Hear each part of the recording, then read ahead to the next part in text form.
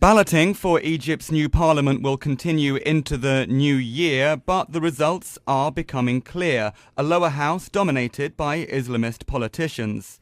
Success for the mild-mannered Muslim Brotherhood has not been much of a surprise. But big gains by the hardline Salafists, such as the Noor Party, have caused a degree of concern.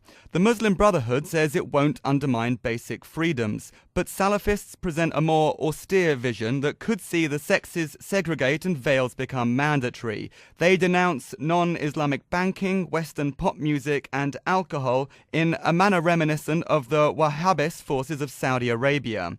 This concerns Arab secularists and many in the West. It certainly doesn't resemble the modern middle-class metropolitan revolution that toppled President Hosni Mubarak in February. And that's just Egypt. Islamists have performed well in ballots in Tunisia and Morocco and may emerge as players in post-revolutionary Libya and maybe even Yemen. They are part of a movement that seeks to oust Syria's President Bashar al-Assad. Iraq's fiery mullah Muqtada al-Sadr has just watched the last United States forces leaving the country. Hamas is sitting pretty in Gaza. Iran offers one example of an Islamic theocracy. Turkey shows how Islamist groups can govern through a secular democracy. Whichever way you look at it, political Islam is on the rise and perhaps stronger than it has been in decades. But does that mean that the Arab Spring is turning into a bleak midwinter? Is this a movement that will see more Middle East cities resembling Tehran and Riyadh rather than Beirut or Cairo? Or is it the start of a political negotiation that leads to democracy, consensus and stability? To probe these issues, we're hosting a debate in our London studios. I'm joined by Dr Carool Kersten, a theology professor from King's College London, and Karl Sharro, a prominent thinker on the Middle East, and over the phone from Moscow by Georgy Mirsky, a research fellow from the Russian Academy of Sciences. First, over to you, Karl. Are you disappointed by a revolution that started out liberal and secular but has become somewhat orthodox and conservative? I wouldn't say disappointed, and I think it's very premature to make that sort of judgment. I think the best way I could think of putting it is those election results that we saw in Egypt are, in a sense, the 2010 election results. In other words, the process that was unleashed in January in Egypt is yet to mature and bring into power the people that were actually behind the revolution or the ousting of Hosni Mubarak. There are no guarantees, of course, and this is a process that will take a long time probably and lots of negotiation and, more importantly, a strong political agenda by secular forces, be them leftist or liberal in Egypt. But the one point I would really like to make to sort of dampen this excited talk about the rise of Islamism is you can make a judgment that roughly about half to two-thirds of the voting Egyptian public support one Islamist party of one shape or another, and that the Islamists have building this support for a long time, yet they hadn't mounted a serious bid for power throughout that time, and it only took other forces to start that challenge. So in other words, they were happy to accommodate the powers that be. And that, to me, reveals that the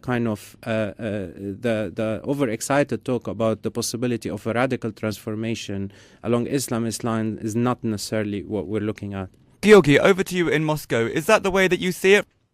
What we are witnessing is the return to normalcy. For centuries, those countries have been Muslim countries, lived under the Islamic law, and all the attempts to try something different, Western-style democracy or kind of Arabic socialism, whatever, have utterly failed. So now it has been inevitable for them to return to the only form of government they are suited for, because the Islamic civilization is clearly not compatible with Western-style liberal secular democracy. The only problem is what kind of Islamic rule are we going to have now? I believe personally that probably it will be a mild Turkish-style rule, not of course this of Taliban or Hamas or this Algerian killers.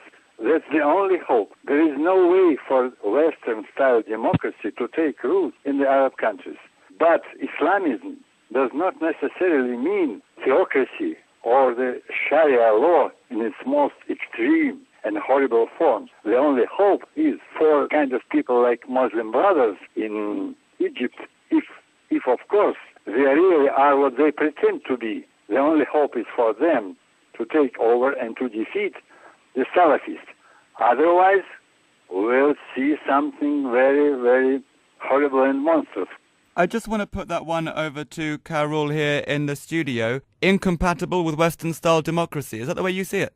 No, I find that a bit simplistic and over-determinist, that there would be no possibility for the Muslim world to explore alternatives. Of course, you have to bear in mind that the Islamic civilization has been prevailing in that region for 1400 years, so that there is something civilizational and a desire to retain something of their own heritage also in the political arena is not surprising. But I think what we have learned mainly from this sort of Islamist surge is that actually the term Islamist is far too inaccurate, because the Muslim Brotherhood is not the same as the Salafi group of An-Noor party, nor can it be compared to the party that won in Morocco or Ennahda in Tunisia. So I think it's exactly the diversity of what it means to be Muslim and even Islamist that is the big question here. The Muslim Brotherhood did very well, as was rightly pointed out, because of its organizational flair maybe rather than its ideological consistency. I think that is very important to bear in mind. They have 80 years of experience of playing the political game, and that even applies to a degree for the Salafi segment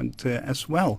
A lot of the support that comes in these elections is that the electorate is much broader than, say, the direct adherents or sympathizers with these movements. It's also that these organizations are now being put on the spot by the Egyptian population in the sense that you want to rule, show us, take responsibility and deliver. Karl, there's some interesting points there. One of them has been the reasons for the success and popularity of the Muslim Brotherhood. They've often been associated with charity, welfare, supporting their community, and perhaps more importantly, being morally incorruptible in a part of the world where corruption is a big problem.